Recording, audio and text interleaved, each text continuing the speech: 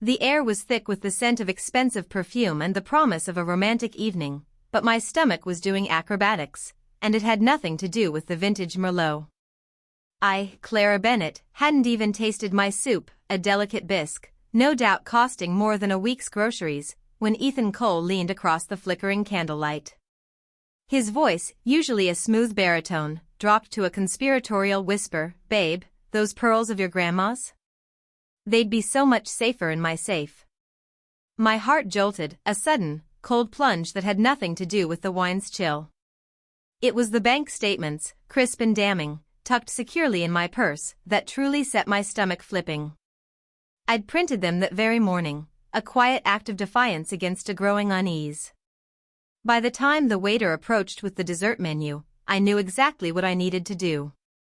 With a deliberate slowness that felt both theatrical and terrifying, I slid those papers across the pristine white tablecloth.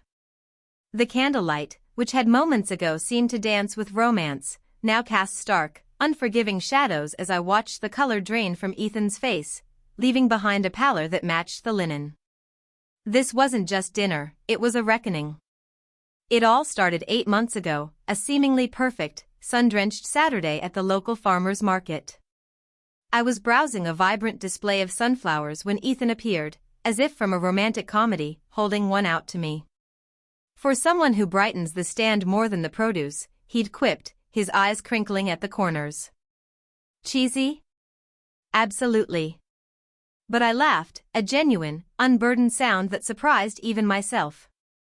I was fresh out of grad school, navigating the exhilarating and slightly terrifying waters of my first real job, and for the first time in years, I felt like my life was truly mine. My parents, bless their hearts, lived 3 states away, and while I loved them dearly, their physical distance often left a quiet ache for connection. Ethan seemed to fill that void effortlessly.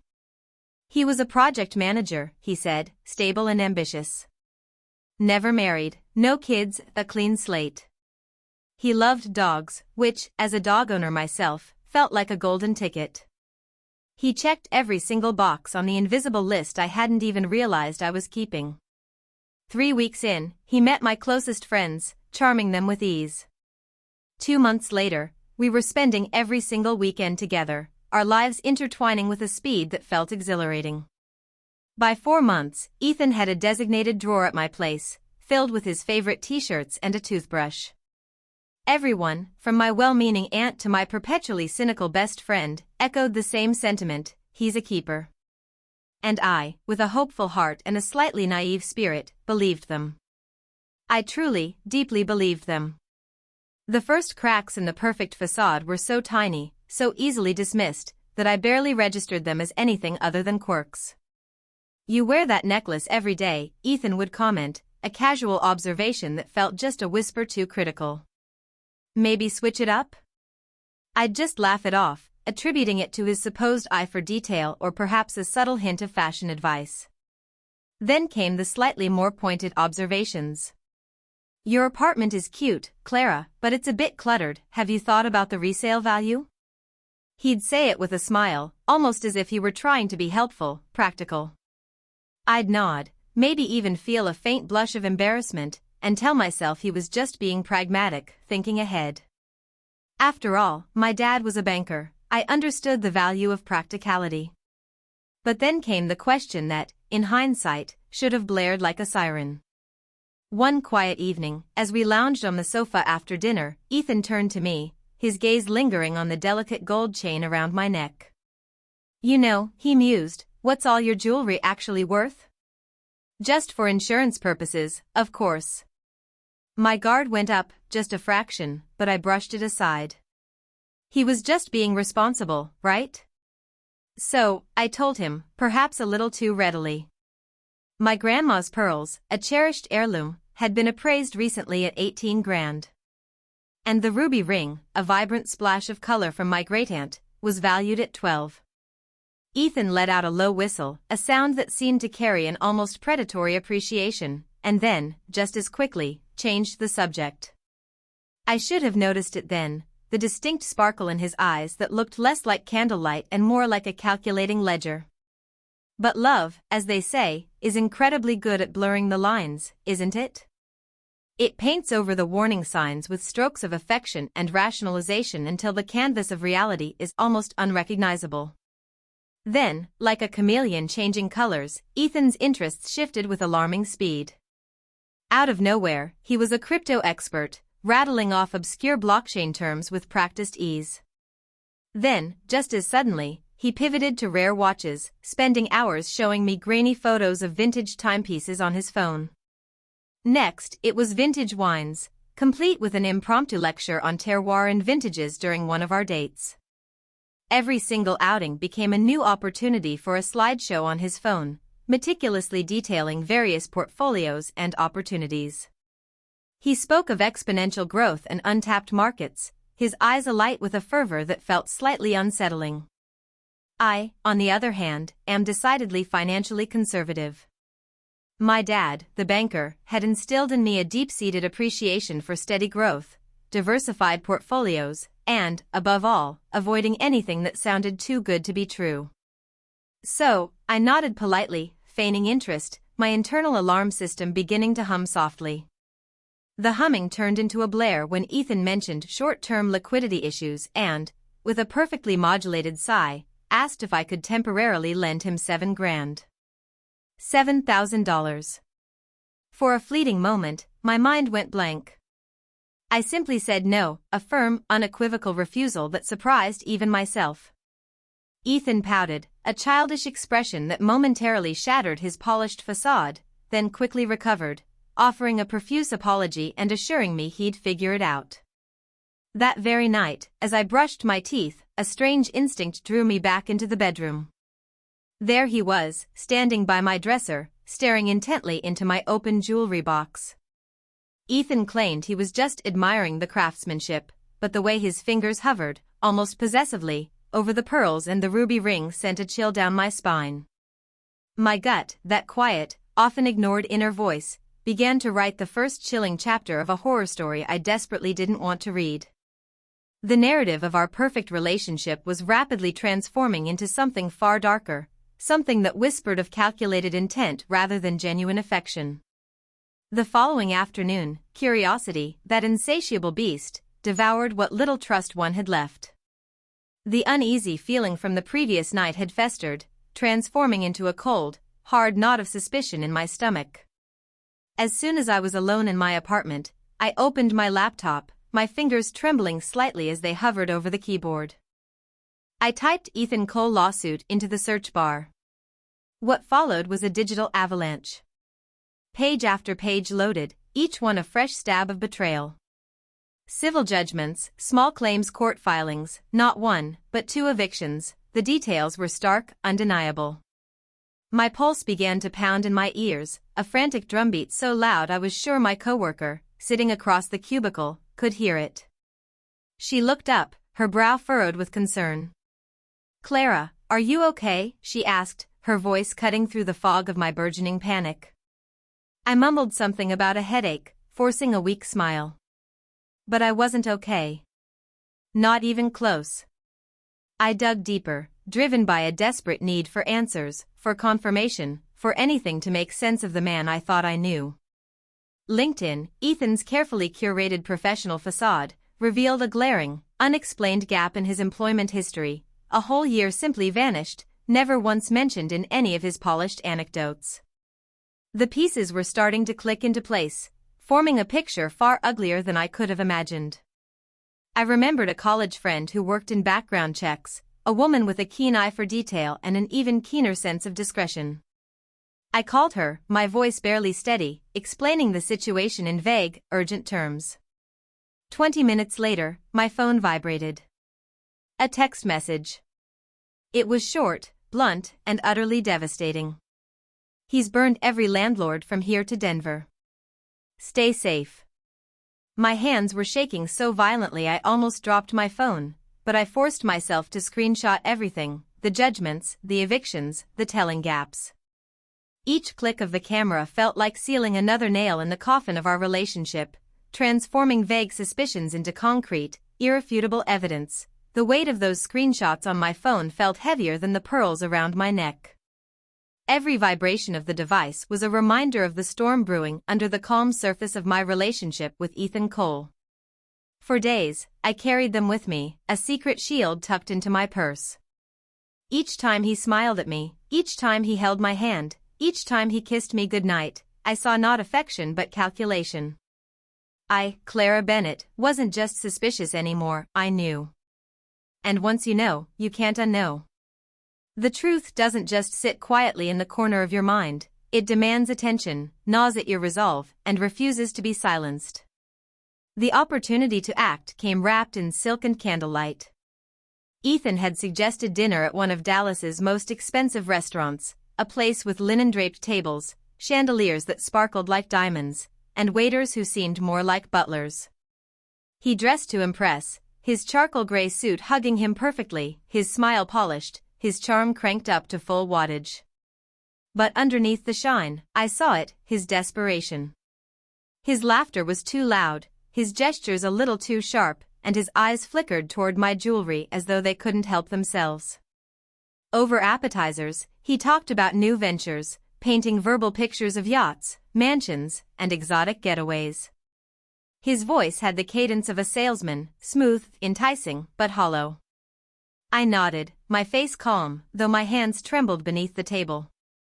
Then, midway through the soup course, he leaned in, his voice dropping to that familiar conspiratorial whisper. "Clara, babe, you know those pearls of your grandma's? They'd be safer in my safe. I've got connections. I can make sure they're insured properly. Family heirlooms shouldn't just be lying around." The audacity of it nearly made me choke on my spoonful of bisque. It wasn't a suggestion, it was a claim, dressed in fake concern. I smiled, tight-lipped. "You think so?" I asked lightly, my voice betraying none of the storm inside me. He nodded, his eyes narrowing slightly, already imagining those pearls in his possession. That was the moment I decided, no more waiting. When the waiter returned to ask if we'd like to see the dessert menu, I slipped my purse onto my lap. My fingers brushed the cool edges of the papers inside, the bank statements, the screenshots, the receipts of betrayal I had so carefully collected. My pulse thundered in my ears, but I kept my face composed. The waiter poured fresh water, then retreated, leaving us bathed in golden candlelight. I reached into my purse, drew out the folder, and laid it gently on the table between us. The pristine linen seemed to glow against the sharp, damning ink of the pages. "What's this?" Ethan asked, his voice forcedly casual, though his hand twitched before reaching for the folder. "Why don't you have a look?" I said evenly, folding my hands together. He opened it. His confident grin faltered, his eyes scanning the bank statements showing overdrafts, unpaid debts, judgments against his name. His skin drained of color as he flipped through the screenshots of lawsuits, evictions, angry landlords. The air between us thickened, heavy and suffocating. The candlelight no longer seemed romantic, it flickered like an interrogation lamp. "Clara, this isn't," he started, but his voice cracked. I leaned in, my voice low but steady. "Don't insult me, Ethan. You've been playing me from the start. The jewelry, the money, it was never about love, was it?" His mouth opened and closed, searching for a lie polished enough to save him. But his practiced charm had abandoned him, leaving behind a man exposed and cornered. "Clara, listen," he tried again, his tone shifting to pleading, "I was going to tell you everything. I needed time. Things got complicated." "Complicated?" My laugh was bitter, sharp enough to slice through the music softly playing in the background. "You asked me for $7,000. You stood in my bedroom and hovered over my jewelry box. That's not complicated, Ethan, that's calculated." His eyes darted around the room, checking if anyone was listening, but the other diners were absorbed in their own worlds of wine and whispered conversations. Still, he lowered his voice, desperation bleeding into every syllable. "Clara, I swear, I care about you. Yes, I've made mistakes. But I can fix this. I can fix this if you'll just give me a chance." I sat back, my heart pounding but my resolve like steel. You don't want me, Ethan. You want what I have. And I'm not going to be your next victim. The silence that followed stretched, taut and unbearable. His jaw clenched, his fingers tightening around the folder until the edges of the paper crumpled. His eyes, once so charming and bright, were now cold, calculating, like I had just transformed from a lover into an obstacle. For a terrifying second, I thought he might lash out, right there in the restaurant.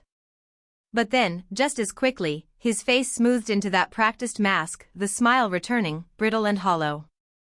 You're overreacting, he said softly, slipping the papers back into the folder and pushing it across the table. I care about you. We'll laugh about this someday. But his voice lacked conviction, and I could see the truth plain as day. He was already strategizing his next move, already wondering if he could talk me down, wear me down, or find another target altogether. I didn't touch the folder. I let it sit there between us, a silent boundary, a line he could never cross again. When the waiter returned with the dessert menu, I shook my head. Just the check, I said, my voice firm. Ethan forced a smile, trying to salvage dignity, but his hands betrayed him. They shook slightly as he reached for his water glass. The ride home was silent. He offered to walk me up to my apartment, but I declined, my tone leaving no room for argument. His eyes lingered on me for a long moment, a mix of anger, regret, and something darker, before he finally drove away. I stood there on the curb, the Dallas night pressing in around me, my heart aching but strangely light. The man I thought I loved had been a lie, but I wasn't broken. I was free. The battle wasn't over, though. Men like Ethan didn't just vanish, they schemed, circled back, tried to worm their way in again. But I was ready. I had the truth on my side, and for the first time in weeks, I had clarity. As I locked my apartment door that night, I whispered to myself, not me. Not anymore. And though my heart still hurt, a fire was burning inside me, a fire he would never extinguish. The days after that dinner felt like walking on a tightrope above a canyon. On the surface, life in Dallas looked normal, skyscrapers glinting in the sunlight, cars humming down the highways, people chatting in coffee shops. But beneath the rhythm of the city, my world had shifted forever. Every text from Ethan Cole was like a ghost tapping on my shoulder. Let's talk. I can explain. You misunderstood me. His words piled up, desperate and hollow. I didn't answer.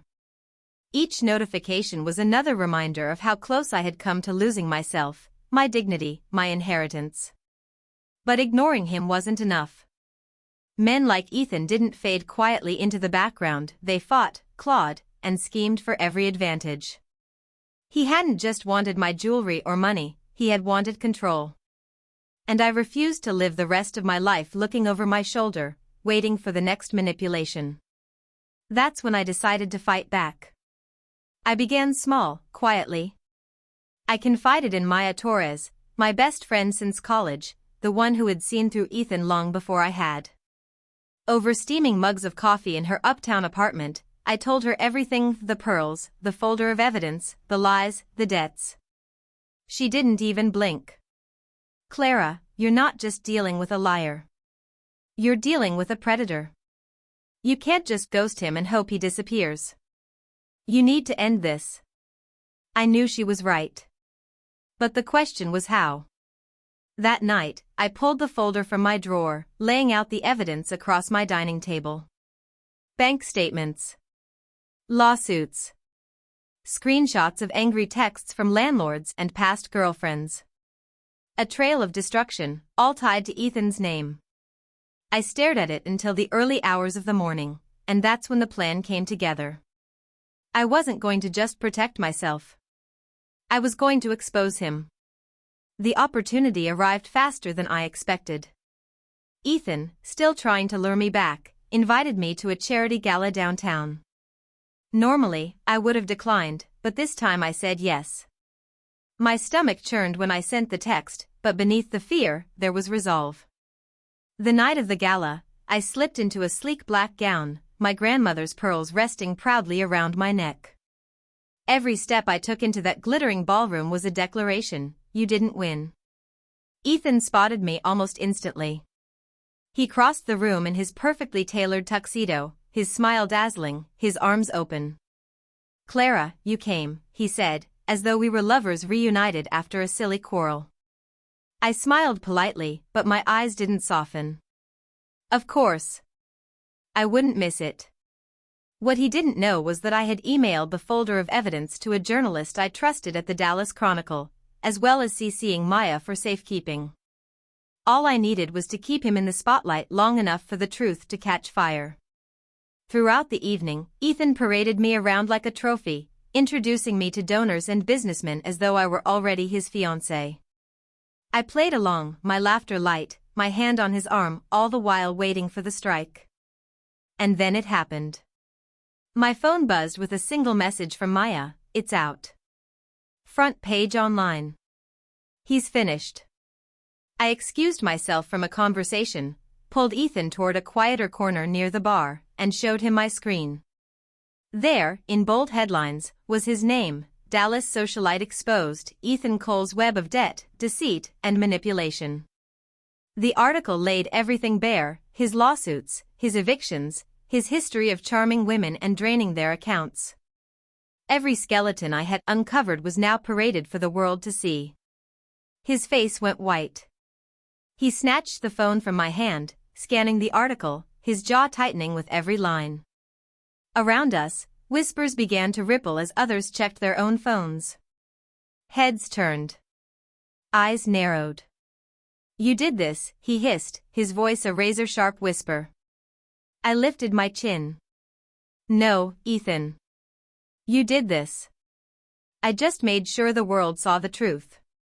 For a moment, I thought he might strike me, right there in front of the glittering Dallas elite. But then, his shoulders sagged, the fight draining out of him. He handed back my phone with trembling hands, his mask finally shattered. The rest of the night blurred.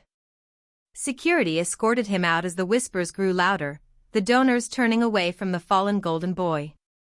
I stood tall, my pearls gleaming under the chandeliers, my heart pounding but steady. The victory tasted sweet, but it came with a price. The next weeks were chaos. Reporters called, strangers messaged, and Ethan's name became synonymous with scandal. And though I had exposed him, his downfall cast a long shadow. Some accused me of being complicit, of ignoring the red flags. Others praised me for my courage. The truth was messier: I had loved a lie, and it had almost broken me. But in the quiet moments, when I stood before the mirror, I no longer saw the woman who doubted herself, who questioned her instincts, who allowed charm to blind her. I saw strength. I saw clarity. I saw Clara Bennett, survivor. Ethan never contacted me again. Rumors swirled that he left Dallas, chasing another city, another mark, another chance to reinvent himself. Maybe he did. But he would never reinvent himself with me. One evening, weeks after the gala, I sat with Maya on her balcony, sipping wine as the sun dipped behind the skyline. The city lights flickered on one by one, glowing against the darkening sky. "You know," Maya said, nudging me with her elbow, "you could turn this whole mess into a book. Or at least a cautionary tale for other women." I laughed, the sound light, genuine, unburdened. "Maybe someday. For now, I'm just glad it's over." She raised her glass. "To freedom." I clinked mine against hers, the pearls at my throat catching the light. "To freedom," I echoed. And as I looked out at the city where I had almost lost myself but had chosen to rise instead, I knew the cost had been worth it. Because in losing Ethan Cole, I had found myself again. And that's how I turned betrayal into freedom. If you want more stories like this, subscribe to Vowsburn, where truth, revenge, and resilience always take center stage.